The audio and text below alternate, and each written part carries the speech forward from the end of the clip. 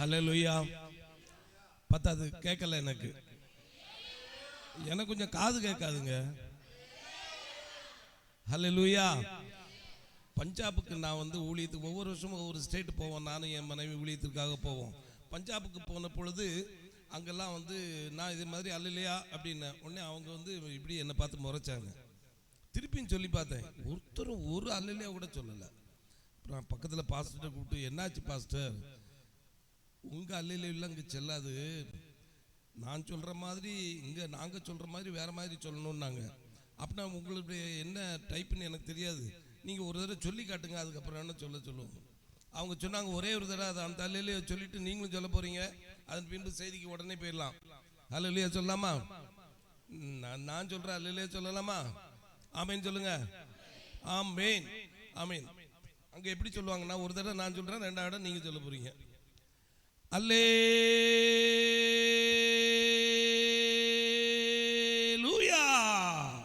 இப்போ சொல்லுங்க, 1 2 3.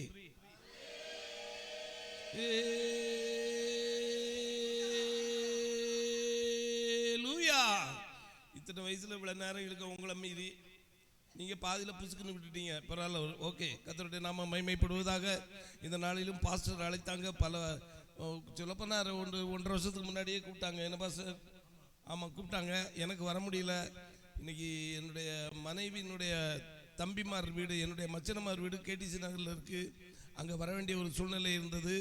கடம்பூர் என்ற பகுதியில் நான் சின்ன பையனாக இருந்தப்போ ஓடி விளையாடிய, பாய் விரித்த, அந்த ஆலயத்துக்கு எல்லா காரியங்களையும் செய்த ஒரு சின்ன சர்ச்சு, அதில் கோபுரம் கட்டியிருக்காங்க. அதனுடைய பிரதேசிக்காக வந்திருந்தோம். அப்போ நான் வந்து பாஸ்டருடைய பிரதர்கிட்ட சொன்னப்போ, அவங்க நல்லா தெரியும், சகாயம் பாஸ்டர், என்னுடைய ப்ரேயர் குரூப்பில் அவங்க இருக்கிறாங்க. அப்போ வந்து என் தம்பிகிட்ட நான் சொல்லிடுறேன் அப்படின்னாங்க. உடனே அனுமதி கொடுத்தார்கள். அனுமதி கொடுத்த பாஸ்டருக்கும் தேவாதி தேவனுக்கும் நான் நன்றி தெரிவித்து கொடுக்கிறேன். ஹல்லேலூயா அல்லேலூயா.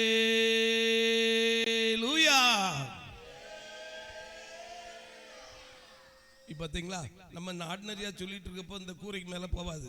இன்னைக்கு மேலே போயிருக்குமா இல்லையா? எத்தனை பேர் விசுவாசிக்கிறீங்க? ஆமேன் சொல்லுங்க. ஆமேன் ஆமேன். கர்த்தருக்குள் பிரியமானவர்களே, இந்த நாளில் உங்கள் யாவரையும் சந்திக்கிறதுல எனக்கு ரொம்ப மகிழ்ச்சி. என்னமோ என் குடும்பத்தை சந்திச்ச மாதிரி இருக்கு. அதனால இப்போ தயவுசெய்து என்னை பார்த்து கொஞ்சம் முறைக்காம உட்காந்துருங்க. ஆமாம், கொஞ்சம் நேரம் புன்சிரிப்போடு இருங்க. ஓகே. கர்த்தருடைய நாம மகிமைப்படுவதாக. இந்த டைரக்டாக நம்ம செய்திக்கு போயிடலாம். உபாகமத்தின் புத்தகம் 32வது அதிகாரம் 10வது வசனம் ஒருவரை வாசிக்கலாம். பாழான நிலத்திலும் 32:10, பாழான நிலத்திலும் அவாந்திர வெளியிலும் அவர் அவனை, பாயிண்ட் நம்பர் 1, என்ன பண்ணாரு? அடுத்து வாசிங்க. என்ன பண்ணாரு? நடத்தினார். 2வது. 3வது, அவனை உணர்த்தினார். அல்லேலூயா. அடுத்தது, கண்மணியை போல காத்தருளினார். எனவே இந்த வசனம் நம்மில் செயல்படத்தக்கதாக நாம் கண்களை மூடி நாம் ஜெபிக்கலாமா? எங்களை நேசிக்கிற அன்பின் பரலோக பிதாவே, இந்த அருமையான இந்த நாம மனமகிழ்ச்சி ஞாயிறுக்காக நமக்கு நன்றி செலுத்துகிறோம் அப்பா. இந்த செய்தி வேளையில் ஆண்டாடே நீங்க இறங்கி வர வேண்டும் என்று சொல்லி ஜெபிக்கிறோம். அடியனை மறைத்து நீங்க வெளிப்படுங்கப்பா. ஸ்தோத்திரிக்கிறோம் ஆண்டவரே, ஸ்தோத்திரிக்கிறோம் ஆண்டவரே. நீங்க பேசுங்க, நாங்க கேட்போம். இயேசுவின் மூலம் ஜெபிக்கிறோம் எங்கள் அருமை பிதாவே. ஆமேன் ஆமேன் ஆமேன். இப்போ வாசிக்க கேட்ட பகுதியில் ஆண்டவருக்கு, அதாவது ஒன்று சொல்றேன், எல்லாருக்குமே ஒவ்வொரு கடமைகள் இருக்கு இல்லையா? டியூட்டிஸ்னா என்னது? ஒரு அலாட்மெண்ட் பண்ணிடுவாங்க. ஆஃபீஸ்னா எப்பா இந்த சீட்டு ஒர்க்கை நீ தான் பார்க்கணும் அப்படிம்பாங்க. ஃபேக்ட்ரினா எப்பா இந்த ஒர்க்கு, மிஷின் ஒர்க்கு நீ தான் பண்ணணும்பாங்க. ஒவ்வொருத்தருக்கும் ஒவ்வொரு செயல்கள், ஆக்ஷன்ஸ் அல்லது பிளான்ஸ் அல்லது அவர்களுடைய டியூட்டிஸ் என்று சொல்லுவோம். அப்படித்தானே? அப்படிப்பட்ட டியூட்டிஸ் நமக்கு இருக்குது. ஆனால் ஆண்டவருக்கு என்னென்ன டியூட்டிஸ் இருக்குங்கிறது இந்த வசனத்தில் நீங்கள் வாசித்திருப்பீங்க. 1வது என்ன? கண்டுபிடித்தார். 2வது நடத்தினார். 3வது உணர்த்தினார், காத்தருளினார். அவ்வளவுதான், 4 பாயிண்ட் தாங்க. சுருக்கமா சொல்லி முடிக்க விரும்புகிறேன். இப்பொழுதும் கூட நம்முடைய வாழ்க்கையில நம்ம நினைக்கிறோம், கர்த்தர் செய்யற செயல்கள் எல்லாம் தடைப்படுமா இல்ல நம்ம தான் தடை உண்டாக்குறோமா? சொல்லுங்களேன். அவர் சொல்லுங்களேன். நம்ம தான் தடை பண்றோம். ஆண்டவருக்கு நமக்கும் உள்ள பிரிவினை சுவர் நம்முடைய பாவங்களே. அப்படிங்கிறப்போ அவற்றிருந்து வரக்கூடிய சில ஆக்ஷன்ஸ், செயல்கள் நமக்கு சேராம போயிடும். இப்போ நடத்துனது, உணர்த்தினது, இத மாதிரி காரியங்கள் இல்லாம போயிடும். அப்படித்தானே? எத்தனை பேர் விசுவாசிக்கிறீங்க? நம்ம தான் காரணம். அப்ப கர்த்தர் செய்ய நினைத்தது, கர்த்தர் செய்ய நினைத்தது அது தடைப்படாது. என் தேவன் என்னை ஆசீர்வதித்தால் அடுத்தது யாரு? என் கர்த்தர் செய்ய நினைத்தது அது தடைப்படாது. என் தேவன் என்னை ஆசீர்வதித்தால்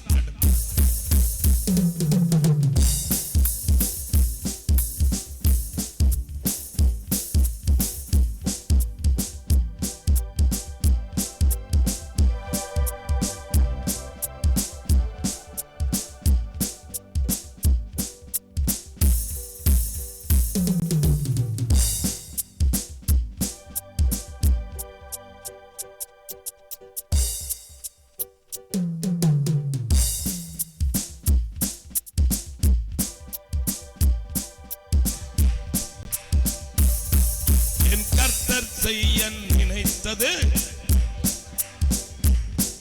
என் தேவன் என்னை ஆசீர்வதித்தால் தடுப்பது யாரு? ஆம் பிரியமானவர்களே, இந்த நாளிலும் கர்த்தர் செய்கிற செயல்கள் என்ற ஒரு தலைப்புல தான் நம்ம ஒரு 4 பாயிண்ட சுருக்கமா சொல்ல போகிறோம். ஓகே, இப்ப பாத்தீங்கன்னா புறமதஸ்தர்கள் அவங்களுக்கு எத்தனையோ எண்ண முடிகிற கடவுள் இருக்கா? என்னவே முடியாது. 33,000 கோடி தேவர்கள்ங்கிறாங்க, கடவுள்ங்கிறாங்க. ஒவ்வொருத்தருக்கும் ஒரு குல தெய்வம்ங்கிறாங்க. ஆமா, கொலை செய்வதற்கு ஒரு தெய்வம், குலத்தை காக்கிறதுக்கு ஒரு தெய்வம் என்று சொல்லி வைத்திருக்கிறார்கள். போகட்டும். ஆனால் பாருங்கள், அந்த கடவுள்ல பிரம்மான்னு சொல்லுவாங்க. அவருடைய செயல் என்ன? அவர்களுடைய டியூட்டி என்ன? படைத்தல். படைத்தல் தானே, படைக்கிற வேலை. அடுத்ததாக காத்துக்கொள்ளுதல் என்றால் யாரு? விஷ்ணு. அழித்தல் என்றால் சிவன். ஒவ்வொன்றுக்கும் ஒரு கடவுளை வச்சிருக்காங்க. அதான் அந்த 3: படைக்கிறது, காத்துக்கொள்றது, போட்டழிறது. அழிக்கிறதுக்கு ஒருத்தன், அதுக்கு ஹெல்ப்புக்கு எமன். அவன் ஒரு எருமை மாடை தூக்கிட்டு வந்துடுவான், பாசக்கயிறு வச்சுட்டு வந்துடுவான். இருக்கட்டும், நமக்கு எந்த கயிறும் தேவையில்லை. ஆண்டவர் எல்லா வேலையும் அவரே செய்கிறார். படைத்தலுக்கு ஒரு ஆண்டவர் இருக்காரா? இல்ல. காத்துக்கொள்வதற்கு இருக்கிறாரா? உணர்த்துவதற்கு இருக்கிறாரா? இல்ல. எல்லாத்துக்குமே நம்முடைய தேவனாகிய இயேசு கிறிஸ்து. ஆமென் சொல்லுங்க. அல்லேலூயா. முதல் பாயிண்ட் கண்டுபிடித்தார். அப்படிதானே? நம்ம ஒரு காலத்துல, நம்ம முன்னோர்கள் காலத்துல எப்படி இருந்தோம்? அந்நிய தெய்வங்களை இப்ப வணங்கிட்டு இருந்த தாத்தா பாட்டி பாட்டன் காலத்துல அப்படி இருந்திருப்போம். ஆனால் நம்மை தேவன் அப்படிப்பட்ட கூட்டத்தில் இருந்து பிரித்தெடுத்து நம்மை கண்டுபிடிச்சிருக்காரா இல்லையா? அவர் கண்டுபிடிச்சு அவர் இங்க கொண்டு வந்திருக்காரு உங்களை. அப்படித்தானே? ஆமென் சொல்லுங்க. ஆமென். கண்டுபிடிக்கிறார், டிஸ்கவர். ஒரு விஞ்ஞானி ஒரு விஷயத்தை கண்டுபிடிக்கிறான்னா ஏற்கனவே பூமியில ஆண்டவர் என்ன பண்ணிட்டாரு? படைச்சு வச்சிட்டாரு. அப்படித்தானே? அமெரிக்காவை கண்டுபிடிச்சது யாரு? கொலம்பஸ். அத மாதிரி எல்லா காரியங்களும், நிறைய காரியங்களை ஆண்டவர் ஏற்கனவே படைச்சு வச்சத மனுஷன் என்ன செய்யறான்?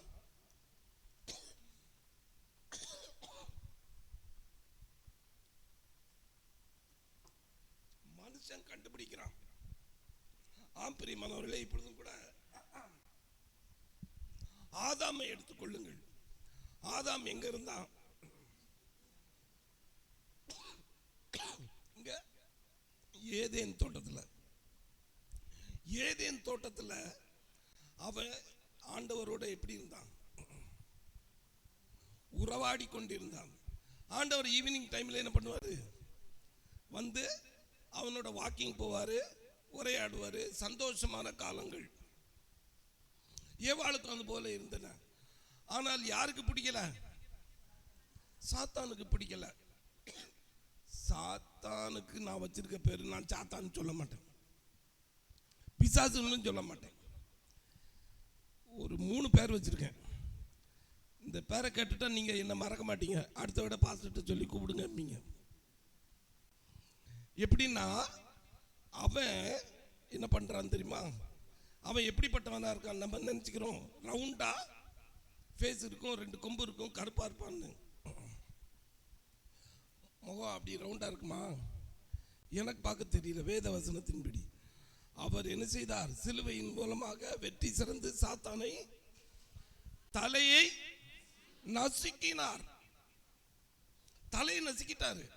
அப்ப அவன் மண்டை எப்படி இருக்கும் சொல்லுங்களேன்? ஈய பாத்திரம் சப்பி போன மாதிரி இருக்கும். அப்ப அவன் சப்ப மண்டையன் தானே.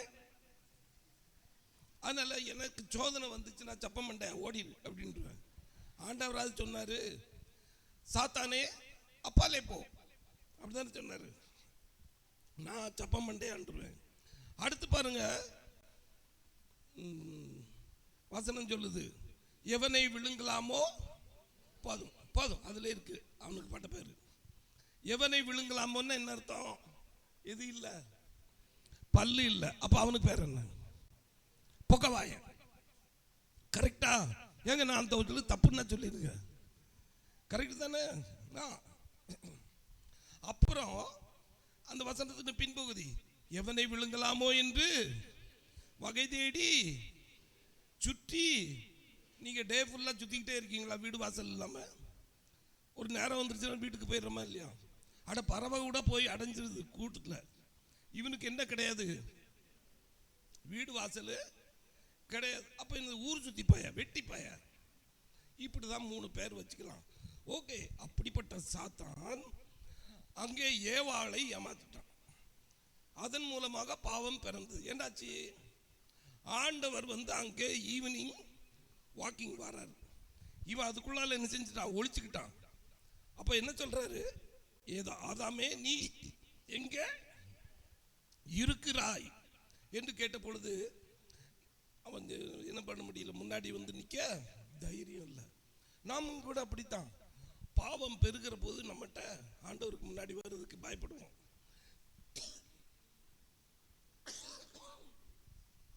சில பேர் சர்ச்சுக்கு வர்றதுக்கு கூப்பிட்டா யோசிப்பாங்க. ஏன்? அவங்கள்ட்ட தப்பு இருக்கும். பெரிய ஊழியக்காரங்கிட்ட போய் ஜோமன்னு சொன்னா, ஐயோ அவரு தீர்க்க தரிசனமா ஏதாவது என்னை பத்தி சொல்லிட்டாருன்னா என்ன செய்யறது? நான் வர மாட்டேன், நீ வேணா போய் ஜோமன்னுப்பா, அனுப்பி விட்டுருவாங்க. அதே போல தேவன் நம்மை கண்டுபிடித்து இருக்கிறார். ஆக பாருங்க, நாமும் கூட அவருடைய சந்நிதியில கண்டுபிடிக்கப்பட்டவர்களாக, தொலைந்தவர்களாக நாம் இருக்கக்கூடாது. ஆமென் சொல்லுங்க. உங்கள்கிட்ட பேசக்கூடாதுன்னு தொண்டையில கை வைக்கான். யாரு? பொக்கவாயன், சப்பமண்டையன். ரைட். நீதிமொழிகள் 30:6 வாசிங்க. நீதிமொழிகள் 30:6.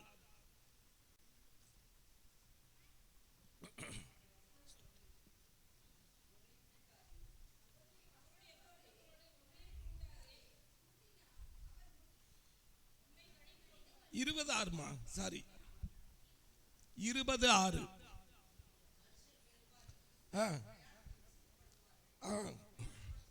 உண்மையான மனுஷனை கண்டுபிடிப்பவன் யார் என்று சொல்லி வேதம் சொல்லுகிறது. ஆம்பிரியம். அதே போல நீதிமொழிகள் 31:10 எல்லா லேடிஸ்க்கும் உள்ளது. குணசாலியான ஸ்திரியை கண்டுபிடிப்பவன் யார்? விலையேற பெற்ற முத்துக்களை பார்க்கிலும் உயர்ந்தது. இந்த காலத்துல பொண்ணு பார்க்க வராங்க. அப்போ என் பிள்ளை அப்படி இப்படின்னு சொல்லிடுவாங்க பொண்ணை பத்தி. அந்த பொண்ணுகிட்ட நீங்க பேசுனீங்கனாலும், ஐயோ உங்களை அம்மா அம்மா பார்த்துக்குவேன், உங்களை அப்பா அம்மா பார்த்துக்குவேன் எல்லாம் பேசுவாங்க. கல்யாணம் முடிஞ்ச அடுத்த வாரத்தில் அப்பதான் அந்த குணசாலி எந்த சீலியா மாறுறாங்கிறது தெரியும். உடனே தனி குடித்தனம் போயிடணும். இல்லைன்னா அவங்க அப்பா அம்மாவை தனியாக விட்டுட்டு நீ நமக்கு வந்துடணும். இப்படி நிறைய கண்டிஷன் போடுறாங்க அந்த உலகம். அப்ப குணசாலியான ஸ்திரீயை கண்டுபிடிச்சாலும் அது கல்யாணத்துக்கு அப்புறம் வீணா போன ஸ்திரியா மாறிடுது. குணசாலி அப்படியே ஆயிடுது. ஆக பார்த்தீங்கன்னா திருமணத்துக்கு முன்னாடி எனக்கு கிடைச்ச சூப்பர் பொண்ணும்பாங்க, அதுக்கப்புறம் பார்த்தா அந்த மாதிரி ஆயிடுது. அப்படித்தாங்க, நம்மளால எதையும் கண்டுபிடிக்க முடியாது. ஆனால் ஆண்டவர் சரியான காரியத்தை கண்டுபிடிப்பார். உங்களை சரியான நபராக இந்த உலகத்தில் கோடி பேர் இருந்தாலும் உங்களை உங்க நியமித்துங்க கொண்டுட்டாரா இல்லையா? சர்ச்சில் கொண்டு வச்சுட்டார்ல. அப்ப நீங்க எல்லாம் பாக்கியசாலிகள் தானே. நானும் பாக்கியவான் தான். சொல்லுங்க பார்க்கலாம். அல்லேலூயா. தேவன் என்னை கண்டுபிடித்தார். சொல்லுங்க ஆமேன், அல்லேலூயா. பிரியமானவர்களே, எரேமியா தீர்க்கதரிசி எழுதின புத்தகத்தில் 29:13 வாசித்து பாருங்கள். உங்கள் முழு இருதயத்தோடும் தேடினீர்களானால் என்னை தேடுகையில் கண்டுபிடிப்பர். ஆண்டவருடைய செயல் உங்களை கண்டுபிடிக்கணுங்கிறது. அதே நேரத்தில் நமக்கு தேவன் ஒரு கட்டளையை கொடுக்கிறார். என்னது? நாம தேவன் என்ன செய்யணுமா? கண்டுபிடிக்கணுமா? அதிகாலையில் என்னை தேடுகிறவர்கள் கண்டடைவார்கள். அதுதான் காலையில் எந்திரிச்சு ஜெபம் பண்ணணுங்கிறது. அந்த நேரத்தில் ஆண்டவர் உங்களுக்கு வேத வசனத்தின் மூலமாக பேசுவார், நிறைய காரியங்களை வெளிப்படுத்துவார். எத்தனை பேர் விசுவாசிக்கிறீங்க? அல்லேலூயா. அப்போ நம்ம இயேசுவை எங்கே காண வேண்டும், அவரை நம் சொந்த இரட்சகராக எப்படி ஏற்றுக்கொள்ள வேண்டும் என்பதை கற்றுக்கொள்வதற்கு தான் ஆலயத்துக்கு வரோம். அப்படிதானே? ஆலயத்துக்கு எதுக்குங்க வரோம்? பல சத்தியங்களை கற்றுக்கொள்ள வேண்டும். அவர் எப்படி நம்மளை கண்டுபிடிச்சாரு, அவர் எப்படி நம்மளை நடத்த போறாரு, அதெல்லாம் தெரிஞ்சுக்கிறதுக்கு தானே வந்திருக்கிறோம். உண்மைதானே? எத்தனை பேர் விசுவாசிக்கிறீங்க? ஆமேன். அப்போ பாருங்க, அப்படிப்பட்ட ஒரு காரியத்துக்காக நம்ம ஆலயத்தில் நம்ம செய்திகளை கேட்கிறோம். அப்போ அந்த செய்தியை கேட்பது இந்த காதில் வாங்கி இந்த காதில் விட்டுட்டு போனால் நிறைய பேருக்கு இந்த படி இறங்கினோடனே 3வது படியிலே மறந்துடும். அங்கே இறங்கினோடனே கேட்டில் வச்சு கேளுங்க, இன்னைக்கு பாஸ்ட் என்ன பிரசங்க வசனம்னு கேளுங்க. அது நல்ல வசனம், ஆனால் இப்போ சட்டுன்னு நினைவுக்கு வர மாட்டேங்குது. ஏன்னா வீட்டுக்கு போய் இன்னைக்கு கோழிக்கறி வாங்கியிருக்கு, பிரியாணி பண்ணணும், அந்த நினைப்பிலே இங்கே உட்காந்துருக்கிறது. அது வேற. அதே நேரத்தில் நம்முடைய வாழ்க்கையில் தேவனை நம்ம கண்டுபிடிச்சிட்டோம்னா அவரை கைவிடவே கூடாது. ஏன்னா அவர் கைவிடாத தேவன். அப்போ நம்ம அவரை கைவிடலாமா? எந்த ஒரு சோதனை வந்தாலும் சரி, அவரை நம்ம பற்றி கொள்ள வேண்டும். அல்லேலூயா. நாம் அவரை கண்டுபிடிச்சிருக்கிறோம். சில பேர் இன்னைக்கு பரவாயில்ல, நான் வந்துட்டேன், வந்ததுக்கு அப்புறம் யாரும் புதுசாக வந்த மாதிரி தெரியல ஆலயத்துக்கு. நான் ஒன்று சொல்கிறேன் கேளுங்களேன். ஹாயா ஆலயத்துக்கு லேட்டாக வந்தீங்கன்னா மீதி சொன்னால் கோச்சிக்கப்படாது, என்ன முறைக்கப்படாது. சொல்லுங்க, ஹாயா ஆலயத்துக்கு வந்தா பேயா வாரன்னு அர்த்தம். சத்தம் குறைஞ்சிச்சா? இவர் கோயம்புத்தூர்ல எங்களை திட்டுதுக்குன்னு வந்திருக்காரு. நாங்கள் என்ன பேயா? நாங்கள் ஹாயா வருவோம், பேயாவும் வருவோம், உனக்கு என்னவே அப்படின்ன மாதிரி முறைக்கிறீங்க. அல்லேலூயா. இப்போ அல்லேலூயா நல்லா சொல்லலாம். அல்லேலூயா. ஏன்னா நீங்க ஹாயா வரல, எல்லாருமே கரெக்டா வந்துட்டீங்கன்னு சொல்ல வந்தேன். நீங்க அந்த அளவுக்கு நல்ல பிள்ளைங்க. அப்போ அடுத்த வாரத்திலிருந்து கொஞ்சம் லேட்டானாலும் பேயா மாறிலாம் போவோம், நம்ம மனுஷனா மாறுவோம். ஆண்டவர் கண்டுபிடிச்ச மனுஷி நான் நினைச்சிங்கன்னா சட்டான்னு வந்துடுவீங்க. கரெக்டு தானே? வந்துடலாமா? ஆமேன் சொல்லுங்களேன். ஆமேன். பிரியமானவர்களே, இப்பொழுதும் கூட தேவன் கண்டுகொள்வது என்பது நிறைய பேர்களை கண்டுபிடிச்சிருக்காரு. நம்முடைய சபையில் அனுதினமும் ஜனங்களை சேர்த்து கொண்டு வந்தார். அப்படிதானே இருக்கு வசனம். சரி, ஒரு சம்பவம் சொல்றேன். கண்டுபிடிக்கிறது, அதாவது ஒரு சர்ச்சுக்கு நான் போவேன், ஒரு 4-5 வருஷமா போயிட்டு இருக்கிறேன். பார்த்தா 20 பேர் தான் இருப்பாங்க. 5 வருஷமா அந்த 20 உயரவே இல்லை, சேஞ்சே ஆகல. என்னடா அது அப்படின்னு அங்கே முடிஞ்ச உடனே சபை மக்களை கூப்பிட்டு, ஏங்க உங்கள் சர்ச்சில் இவ்வளோதான் நம்ம மெம்பரு விசுவாசிகள், இன்னும் நிறைய பேரை நீங்கள்லாம் சேர்க்க வேண்டியதானே, நீங்கள் பக்கத்தில் இருக்கிற வீட்டுக்காரங்களெல்லாம் கூப்பிட்டு கொண்டாட வேண்டியதானே ஆலயத்துக்குன்னு கேட்டால், அது எங்கள் வேலையா, அது பாஸ்டரோட வேலை அப்படின்ட்டாங்க.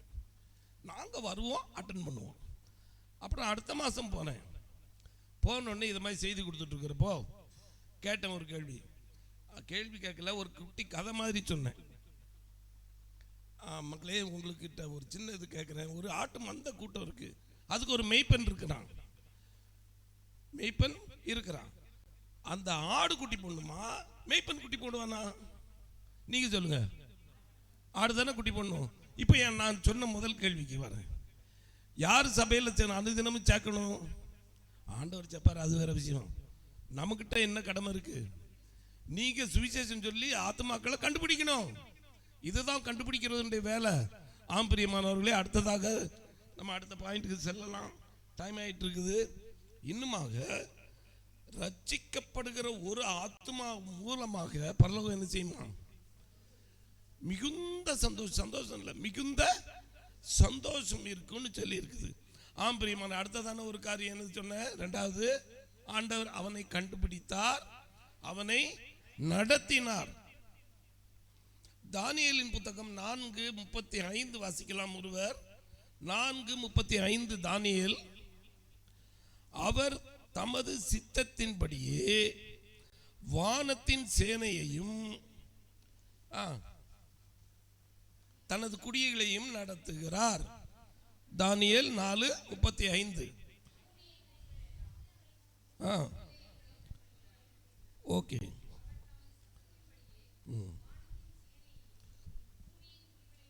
அவர் நடத்துகிறார். எந்த பாதையில நடத்துறாரு? ஜீவ பாதையில நடத்துறாரு. சாத்தான் எந்த வழியில கொண்டு போவான்? மரண வழி, அதுக்கு தான் கொண்டு போவான்.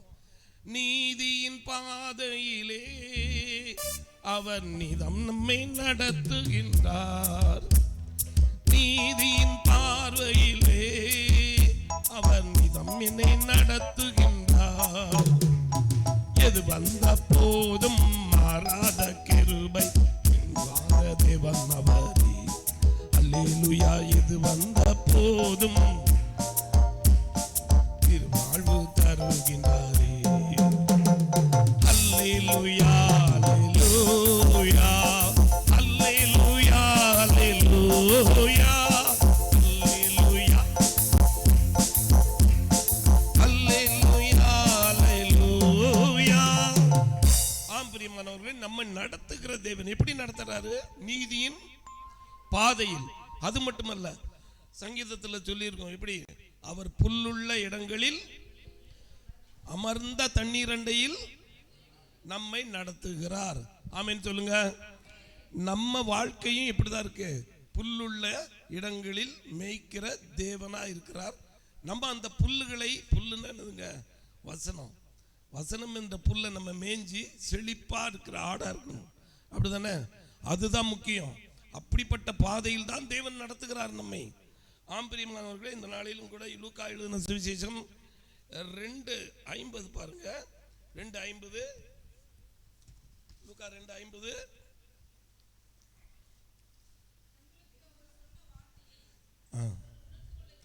அவர்கள் உணர்ந்து கொள்ளவில்லை. அப்படி இருந்துச்சு. அது மட்டுமல்ல, ஆண்டவர் ஆலயத்தில் நம்ம கொடுக்கிற செய்தியை அப்படியே உள்வாங்கணும். இந்த காதில் வாங்கி அந்த காதில் போடக்கூடாதுன்னு சொன்னேன். அதே மாதிரி ஆலயத்தில் எப்படி நம்ம ஒழுக்கத்தோடு இருக்க வேண்டும், கவனத்தோடு இருக்க வேண்டும். அது ட்ரெஸ் கோடாக இருந்தாலும் சரி, ஆலயத்தில் ஆபாசமான ட்ரெஸ் பண்ணிட்டு பெறக்கூடாது.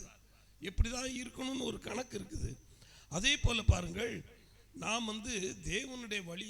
ரெண்டாவது என்ன சொன்ன? நடத்துதல் முடிஞ்சிருச்சு, உணர்த்துதலுக்கு வர்றோம். உணர்த்துதலுக்கு வர்றோம். அப்போ பாருங்க, உணர்த்துதலுக்கு வந்தோம்னா இந்த ஒரு நமக்கு என்ன ஞாபகம் வருதுன்னா, எனக்கு கூட இளையகுமாரனுடைய கதை. இளையகுமாரன் கதை உங்களுக்கு தெரியும் இல்லையா?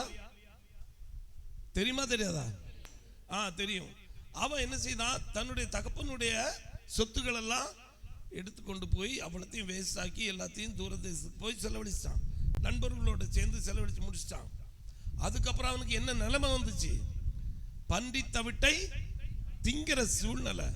அப்பதான் நினைச்சு பார்க்கறான் அப்பா வீட்டை. அப்படித்தானே? அப்பா வீட்டை நினைச்சு பார்க்கிறப்போ என்ன தோணுது அவனுக்கு? ஐயோ, வேலை செய்யறதுக்கு எத்தனை வேலைக்காரங்க இருப்பாங்க, இவ்வளவு பெரிய ராஜரீக உணவு இருக்கும், இவ்வளவு பெரிய ஒரு அரண்மனை, எனக்கு படுக்கிற ரூம் எல்லாம் இப்படி இருக்கும், எனக்கு மோதிரம் போட்டுப்பாங்க, சால்வை இருந்துப்பாங்க, எவ்வளவு வஸ்திரம் அப்படி இருக்கும். இப்படி கிடந்து சீரழிகிறனே, ஒரு சோத்துக்கு கடை பன்றி தவிட்டை திங்கிற நிலைமை வந்த பிறதான் அவன் தன்னைத்தானே உணர்கிறான். நம்ம அப்படிதான் வாழ்க்கையில நிறைய நேரம் என்ன பண்றோம்? பட்டு அனுபவிச்ச பிறதான் தெரியுது, ஐயோ தப்பு பண்ணிட்டனே, இப்ப பண்ணாம இருந்திருந்தா நான் இப்படி அனுபவிக்க மாட்டேனேன்னு எத்தனை பேர் நினைக்கிறோம் இல்லையா? உண்மைதானே? வெளியில சொல்லாட்டி நினைப்போம், அன்னைக்கு நான் பண்ண தப்பு இப்ப நான் அனுபவிக்கிறேன் அப்படிம்பாங்க. அப்படித்தானே? ஓகேவா? ஆக பாருங்க, அப்படிப்பட்ட ஒரு அருமையான ஒரு காரியம் தேவன் என்ன செய்கிறார்? நம்மை உணர்த்துகிறார். அப்ப அந்த இளையகுமாரனுக்கு எப்படி உணர்த்தினாரு? பரம தகப்பன் வீடை பற்றி நினைக்கிறான். அப்ப உடனே என்ன செய்யறான்? கிளம்பி போறான். தூரத்துல மகன் வர்றது யார் பார்க்கிறா? தகப்பன் பார்த்த உடனே என்ன பண்றாரு? ஓடி போனவன் போட்டோம், இனிமே நமக்கு என்ன, இருக்கிற பையனை வச்சு மூத்தவனை வச்சு சமாளிப்போன்னு அவர் இல்லை. ஆனாலும் தொலைந்து போன பையன், செத்து போன பையன் மீண்டும் உயிர்த்தெழுந்து என்னைக்காவது வருவான், நான் அவனை எதிர்கொண்டு பார்க்கணுன்ட்டு மேலே உட்காந்துட்டு என்ன செய்வானா, காத்துக்கிட்டே இருந்து பார்த்துக்கிட்டே இருப்பான்.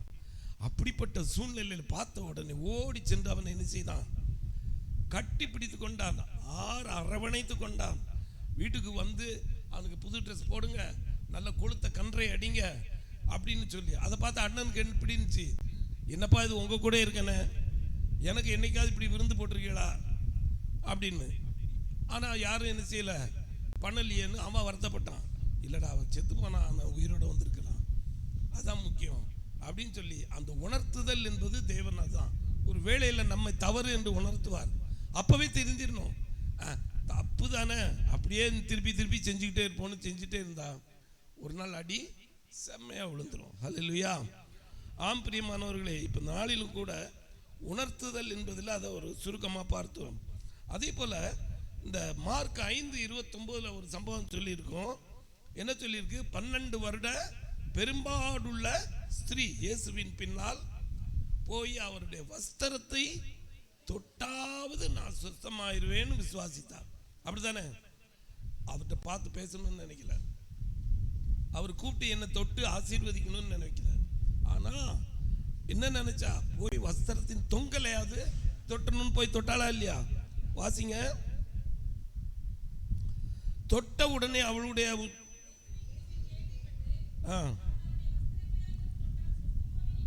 சொல்லி வந்து தொட்டாள், நின்று போயிட்டு உணர்ந்தாள். அப்ப பாருங்க, வல்லமை கிளம்பினதை ஆண்டவர் உணர்ந்துட்டார், தெரிஞ்சார். அதை உடனே சொன்னார், என்ன யாரு தொட்டது என்று சொல்லி. அப்போ சொன்ன மகளே, அப்ப என்ன சொல்றாரு, நான் என்ன தொட்டதுனால உனக்கு பெரும்பாடு நீங்கிருச்சுன்னு சொன்னாரா? என்ன சொன்னாரு?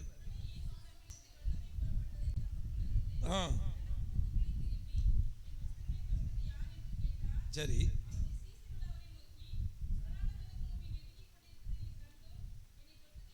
ஓகே, அது உங்களுக்கு தெரியும் நினைக்கிறேன். மீதி நான் சொல்லிடுறேன் ஒரே வார்த்தையில். என்ன சொன்னார்? மகளே, உன் விசுவாசம் உன்னை ரட்சித்தது. என்ன தொட்டதுனால உனக்கு ரட்சிப்பு வந்துச்சுன்னு சொன்னாரா? இல்லை.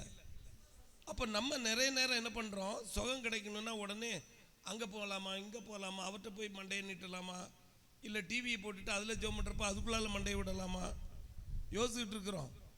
ஆனால் நமக்குள்ளால என்ன இருக்கு? விசுவாசம் இருந்தா அது ஆகும். உன் விசுவாசம் உன்னை ரட்சித்தது. இப்போ 108 ஆம்புலன்ஸுக்கு என்னங்க பேரு? கவர்மெண்டோட இலவச சேவை ஆம்புலன்ஸ், அப்படிதானே? என்ன நம்பரு? 108. இது இங்கே மட்டும்தான் இருக்குன்னு நான், அங்கே வடநாட்டில் போனோம்னா அங்கேயும் இங்கே இருக்கு, எங்கே பார்த்தாலும் 108 தான். இந்தியா ஃபுல்லாக 108 தான், தமிழ்நாட்டில் மட்டும் இல்லை.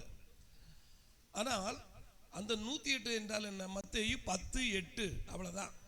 நிறைய பேர் தெரிஞ்சிருக்கும். வியாதியஸ்தரை சுத்தமாக்குங்கள், குஷ்டரோகிகளை சுத்தம் பண்ணுங்கள், துரத்துங்கள், இலவசமாய் பெற்றீர்கள், இலவசமாய் கொடுங்கள். அதனால தான் 108ன்னு ஆம்புலன்ஸுக்கு அறிந்தோ அறியாமலோ பைபிள் வசனத்தை வச்சுட்டாங்க. ஆம் பிரியமானவர்களே, இந்த நாளிலும் கூட சுகப்படுதல் என்பதில் ஆண்டவர் நம்மை குணப்படுத்துகிறார், அப்படி நடத்துகிறார்.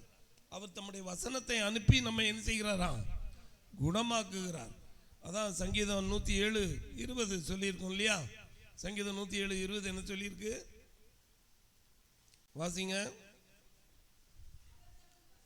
அவர் தமது வசனத்தை அனுப்பி அவர்களை குணமாக்கி அழிவுக்கிலிருந்து தப்புவிக்கிறார். இதில் என்னுடைய ஒரு சிறு சாட்சியம் மட்டும் சொல்லிடுறேன். இந்த வசனம் தான் எனக்கு என்னை உயிரை காப்பாற்றியது. எப்படின்னா, நான் தஞ்சாவூரில் அட்மினிஸ்ட்ரேட்டிவ் ஆஃபீஸராக வேலை பார்த்துட்டு இருக்கிறேன். 2013 மார்ச் மாதம் 17ஆம் தேதி எனக்கு ஹார்ட் அட்டாக் வந்துருச்சு. நான் மட்டும் தனியாக இருக்கிறேன். அப்போ 17 மணி நேரம் தாண்டிடுச்சு. 2 மணி நேரம் வந்துட்டுனாலே எங்கே சேர்த்தாகணும், ஐசியூவில் சேர்த்தாகணும். ஆனால் 17 மணி நேரம் கழித்து தான் நான் ஹாஸ்பிட்டலில் அட்மிட் ஆனேன். அப்போ என்ன ஆகி போச்சு, ரொம்ப சீரியஸ் கண்டிஷன். இப்போ வந்து கிராஃப் எடுப்பாங்க இல்லையா, என்னது இசிஜி, அது எடுக்கிறப்ப இப்படி இப்படி போயிட்டு வரும் இல்லையா, லேப்டாப்னு. இது எனக்கு பேப்பருக்கு வெளியில் போயிட்டு வந்துச்சு. டாக்டர் பயந்துட்டார், 2 மணி நேரத்தில் இவர் செத்து போயிடுவார், இல்லை மிஞ்சி போனால் 2 நாளுக்கு மேலே தாக்கு பிடிக்க வாய்ப்பே இல்லைன்ட்டாங்க. அப்போ என் மனைவி கோயம்புத்தூர்லேருந்து அங்கே வந்துட்டா. அவள் என்ன பண்ணா, ஃபுல்லாக ஆஸ்பத்திரியில் இருந்த வேப்ப மரத்துக்கு கீழே நின்று ஃபுல்லாக ப்ரேயர் பண்ணிகிட்டே இருந்தா. இரவும் பகலுமாக போராடி ஜெபித்ததன் மூலமாகவும். அப்புறம் வந்து நான் அந்த டைமில் ஒரு பாஸ்டர் வந்து எனக்கு ஃபோன் பண்ணி பேசினார். ஐயா, உங்களுடைய இருதயம் பழைய இருதயத்தை எடுத்து போட்டுட்டு ஆண்டவர் புது இருதயத்தை உள்ள என்ன செஞ்சிட்ருக்காரு, அப்படியே உருவாக்குறதை என் கண்களால் பார்க்கிறேன், தீர்க்க தரிசனமாக சொன்னார். அதனால் உங்களுக்கு வலி இருக்காது, ஒன்றும் இருக்காது, நீங்கள் பிரச்சனை ஒன்றும் பிரச்சனை இல்லை அப்படின்ட்டாங்க. சொன்னது உண்மையாகிடுச்சு. 2 நாள் ஆச்சு, 3 நாள் ஆச்சு, ஏன் உயிர் போகலை. என் ஒய்ஃபுக்கிட்ட டாக்டர்லாம் சொல்லிட்டாங்க, உங்கள் சொந்தக்காரருக்கெல்லாம் சொல்லி அனுப்பிடுங்க அப்படின்னு. அவளுடைய விசுவாசம் தெரியுமா, ஒருத்தருக்கும் ஃபோன் பண்ணலை, இப்படி சீரியஸ் கண்டிஷனில் இருக்காருன்னு சொல்லலை, இன்னும் 2 மணி நேரத்தில் செத்துருவாருன்னு சொல்லலை. நான் என்ன பண்ணிட்டேன், கோயம்புத்தூருக்கு வந்துட்டேன் தஞ்சாவூர்லேருந்து. என்னை இம்மிடியட்டாக டிஸ்சார்ஜ் பண்ணிடுங்க. அங்கே வந்து ஒரு பெரிய டாக்டர்கிட்ட போய், என்ன டாக்டர் இப்படி சொல்கிறேன், ஆமாங்க இம்மிடியட்டாக 4 லட்சம் ஆகும், 2 மணி நேரத்தில் 2 நாளைக்குள்ளால் உங்கள் ஆப்ரேஷன் நடந்தாகணும் அப்படின்னாப்புல. நல்லா கேளுங்க, ஒரு வார்த்தை கேட்டேன், டாக்டர் ஆப்ரேஷன் பண்ணால் நான் உயிர் பிழைக்க எத்தனை சதவீதம், செத்து போவதுக்கு எத்தனை சதவீதம்னு கேட்டேன். அப்போ அவர் சொன்னார், 2% நீங்கள் உயிர் பிழைக்க வாய்ப்பு இருக்குது ஆப்ரேஷன் பண்ணால். ஆப்ரேஷன் பண்ணலைன்னா 98% செத்து போயிருவீங்க அப்படின்னாரு. நான் சொன்னேன், அந்த 2% 200% மாத்திரம் எங்க ஏசப்பா பரம வைத்தியர் உண்டு, உடனே டிஸ்சார்ஜ் பண்ணிடுங்க. அமெரிக்காலேருந்து என் பையன் சொல்கிறான், அப்பா வேணாம்ப்பா வேண்டாப்பா ஆப்ரேஷன் பண்ணிக்கலாம் பண்ணுங்கிறான். நான் முடியாது, இம்மிடியட்டாக என்ன பண்ணுங்க, உடனே எழுதி வாங்கிட்டு விட்டுட்டாங்க. என் சாவுக்கு ஆஸ்பத்திரியோ டாக்டரோ காரணம் இல்லைன்னு. வீட்டுக்கு வந்தாச்சு. அப்புறம் இன்னொரு பெரிய டாக்டர், அவர்கிட்ட போய் கேட்டபோது, ஆமாங்க 3 அடப்பு இதயத்தில் இருக்குது, சிக்கலான இடத்துல இருக்குது, ஆப்ரேஷன் பண்ணால் உயிர் போகிறதுக்கு வாய்ப்பு இருக்குது, உண்மைதான் அப்படின்னு. சரி டாக்டர், எத்தனை நாள் ஓடுதோ போட்டு மாத்திரை மட்டும் கொடுங்க அப்படின்னு. மாத்திரை சாப்பிட்டு 2 மாதம் கழித்து வர முடியும்னா வாங்க அப்படின்னாப்புல. 2 மாதம் கழித்து போனேன். நீங்கள் இன்னுமா உயிரோடு இருக்கிய அப்படின்னாரு. ஆமாம் டாக்டர்னு. அப்புறம் செக் பண்ணி பார்த்துட்டு 6 மாதம் கழித்து இன்னும் வந்தால் போதும் அப்படின்னாரு. சரின்னு சொல்லிவிட்டு 6 மாதம் கழித்து போகிறேன். போனோடனே இசிஜி எக்கோ எல்லாத்தையுமே எடுக்கிறாங்க. எடுத்த உடனே மை காட் அப்படின்னு சாஞ்சி உட்காந்துட்டாரு. அவ்வளோ பெரிய டாக்டர். அவர் வந்து மாதத்தில் 20 நாள் வெளிநாட்டில் இருப்பார், அங்கே ஆப்ரேஷன் பண்ண போயிடுவார், சுற்றிக்கிட்டே இருப்பார் ஃப்ளைட்டில். சொன்னார், என்னாச்சு டாக்டர் அப்படின்னு. அதாவது ஹார்ட்டில் வந்து இருக்கிற செல்ஸ் வந்து என்ன செஞ்சிடும், செத்து போச்சுன்னா ஹார்ட் அட்டாக் வந்தப்போ திருப்பி என்ன செய்யாது, புதுசாக உருவாகாது, அதான் உண்டு. ஆனால் உங்கள் இதயத்தில் அப்போ எப்படி இருந்துச்சு எனக்கே தெரியும். 86% இதயத்தில் உள்ள செல்கள் செத்து போச்சு. 14% தான் ஓடிட்டு இருந்துச்சு. அது இப்போ நிற்குமோ அப்போ நிற்குமோன்னு சொல்லிட்டு இருந்தாங்க. அதான் ஆண்டவர் தான் 200% கொடுத்துட்டார, நான் ஏன் பயப்படணும் அப்படின்னு தைரியமாக இருந்துட்டேன். அப்போ அந்த டாக்டர் சொன்ன, உண்மைதாங்க அப்படின்னாரு. மாத்திரை கொடுத்தாச்சு. அப்புறம் அவர் அந்த இதை பார்த்துட்டு, எப்படி அப்படின்னாரு, இது மெடிக்கல் மிராக்கிள் அப்படின்னாரு. மருத்துவ உலகத்தில் இது ஒரு பெரிய அதிசயம்னாரு. எப்படிங்க புது செல்லு ஃபார்மே ஆகாது இதயத்தில் மட்டும். அப்போ நான் சொன்னேன், மெடிக்கல் மிராக்கிள்னு சொன்னோன்னே, my God is also a miracle God அப்படின்னு. ஹூ இஸ் யுவர் காட் அப்படின்னாரு. ஜீசஸ் அப்படின்னா. அவர் பேர் நடராஜன், இந்து, நல்ல பட்டக்கட்டெல்லாம் போட்டிருப்பாரு. அவர் ஒரே வார்த்தை சொன்னார், your Jesus is really good God அப்படின்னு சொன்னார். அப்புறமாட்டு ஒன்றை மட்டும் சொல்லி முடிச்சிடுறேன். அப்புறமாட்டு திருப்பி உங்கள் கண்ணில் பார்வை நரம்பு 90% அவுட்டு, 10% தான் என்ன தெரியுது, கண்ணு தெரியுது, அரவிந்த் ஆஸ்பத்திரிக்கு போங்கன்ட்டாங்க. அப்போ உண்மைதான். எனக்கு இந்த பைபிள் வந்து என்கிட்ட 30-40 வருஷமாக இருக்குது. இது வாசிக்க முடியாமல் இருந்துச்சு 2 வருஷமாக. டிவியில் கீழே எழுத்து ஓடுமே தெரியாது. அப்போ அந்த சூழ்நிலையில் போங்கன்ட்டாங்க. நானும் போயிட்டேன் எங்கள் அரவிந்த் ஆஸ்பத்திரிக்கு. காலையில் 9 மணிலேருந்து சாயந்தரம் 5 மணி வரை இருக்கிற டெஸ்டெல்லாம் எடுத்துனாங்க. அப்போ கண்ணில் வந்து இதை விடுவாங்க இல்லையா, ஒரு சொல்யூஷன் விட்டு கண்ணை மூடி இப்படி சாஞ்சி உட்காந்துக்கிட்டுருக்காங்க. அப்போ நான் சொல்லுவேன், ஆண்டவரே உன்னுடைய வேதத்தின் அதிசயங்களை பார்க்கும்படி என் கண்களை, அவ்வளோதான் சொன்னேன். அப்புறம் முடிஞ்சு 6 மணிக்கு வந்து பார்த்தோம் டாக்டரை, சீஃப் டாக்டரை. பார்த்தா அவர் சொல்கிறாரு, உங்களை யாருங்க இந்த ஆஸ்பத்திரிக்கு அனுப்புனதுன்னு கேட்டார். இது என்ன வம்பா போச்சுன்னா, என்னாச்சு டாக்டர்னு கேட்டால், 100க்கு 110% கண் நல்லா தாங்க இருக்கு, போங்க எங்கள் வீட்டுக்கு அப்படின்ட்டு. பாருங்க, ஆண்டவற்றை நம்ம ஒப்படைக்கும் பொழுது அவர் நடத்துதல் சூப்பராக இருக்கும். அவர் நம்மை காத்துக்கோ, அதான் 4வது பாயிண்ட், காத்துக்கொள்ளுதலுக்கு இந்த சாட்சியை சொன்னேன். பாருங்க, அப்படிப்பட்ட ஒரு காரியம் நம்ம முழுமையாக ஒப்பு கொடுக்கணும்.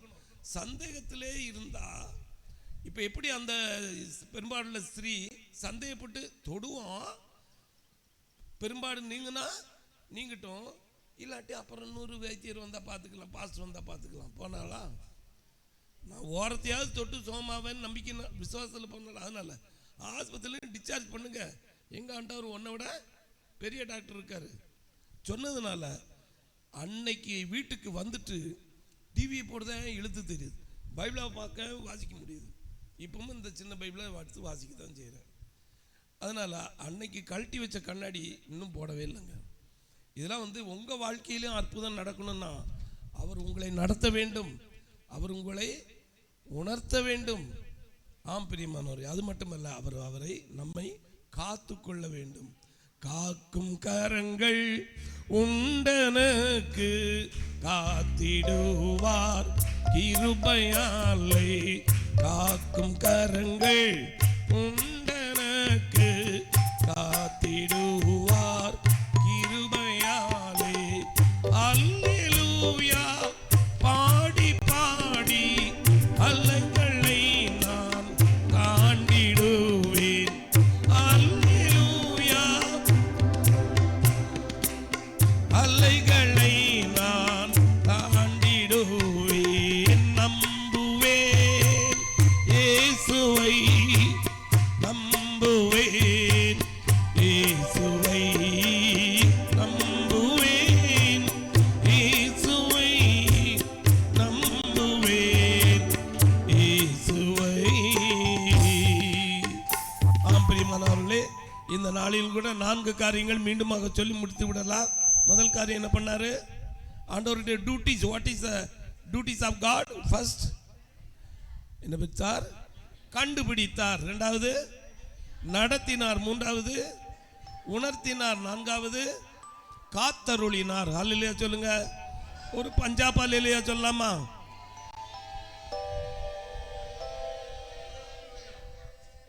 இன்னும் நல்லா சவுண்ட் வரட்டும். அல்லேலூயா.